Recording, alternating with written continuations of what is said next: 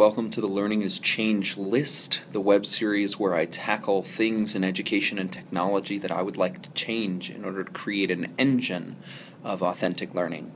Today I wanted to respond to Glenn Moses's first video as a part of this project, which was a response to me, which makes this conversation really easy to have. And he was talking about the Cult of Done manifesto and things that resonated with him and things that didn't.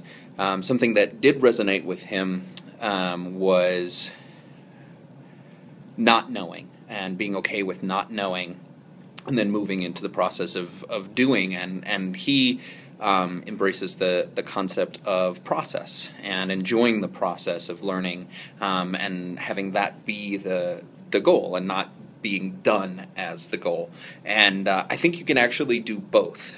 But the thing the thing that I want to change about process, because I do think that you should have that be the goal and sort of the overarching, this is why we're here, is to learn and to enjoy the process of learning rather than, hey, I have this knowledge and having that product be the result.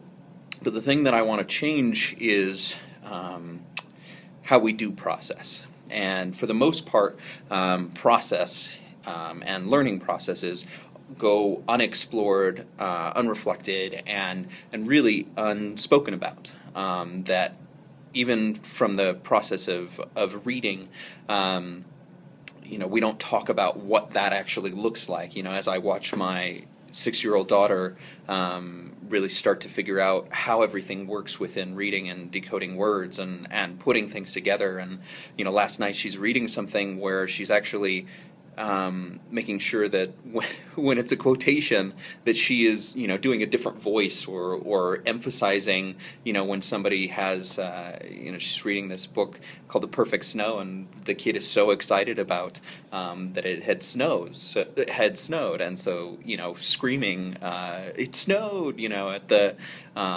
that exclamation point. So those little pieces of it, that learning process, she can't verbalize what she's doing there. So I have to give her language to be able to talk about it, right? And I think we have to give each other the language to talk about our processes. And this is where I think the Cult of Done and the enjoyment of process and the learning process comes together.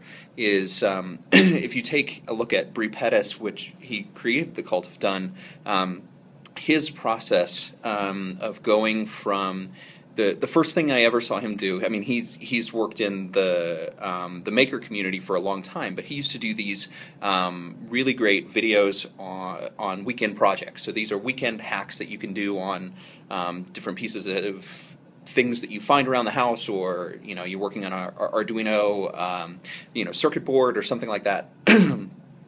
But he didn't stop there. Like, his process was to verbalize each and individual weekend project. This is the process that you can go through to learn this thing.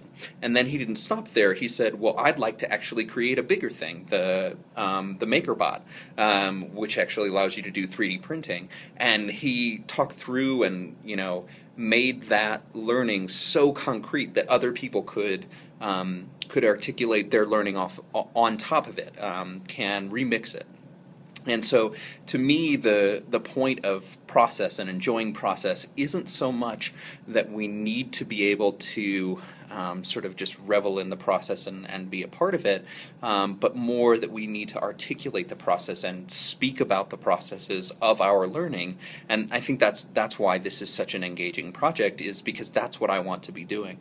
As I'm learning new things, as I'm making connections to other things, that's the part that I want to emphasize, is where we can, I don't want to be talking about the product, the done part. I want to be talking about the learning part and what it is that I'm learning and exploring.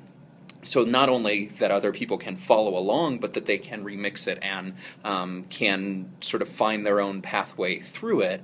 And I think one of the things that I want to talk about this year is actually formalizing my learning process. So creating a learning map of sort of from start to finish, when I think of a new idea, when I am exploring a new project, what is the first thing that I actually try and tackle? And I really want to try for that radical transparency of learning. And a way that we can get there is by vocalizing and verbalizing and not saying, I'm done with this now, but rather going back and reflecting on it. And this is what we did, and this is how we did it, and making that so that it is remixable and it is transparent. So that's the thing I would like to change, is that our processes should become more transparent and inherently remixable for learning, and especially our students have these words to be able to speak about them. Our adult learners have these words to be able to speak about their learning. If you'd like to become a part of this reflective vlogging project, definitely join in and react to this video, or you can just write a comment down there if you'd like to. And there is a Google Plus community that we started. Looks like there's about 12 members now, which I'm excited about. So we'll keep the conversation going. Thanks so much for watching today.